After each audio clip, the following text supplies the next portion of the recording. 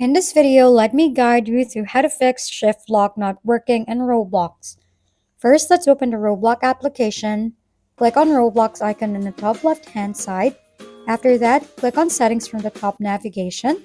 Now make sure that the shift lock switch is turned on.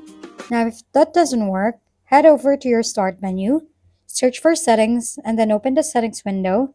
Now, from the left hand side, select gaming and then click on game bar. Sometimes if game bar is enabled, it can interfere with shift lock in Roblox.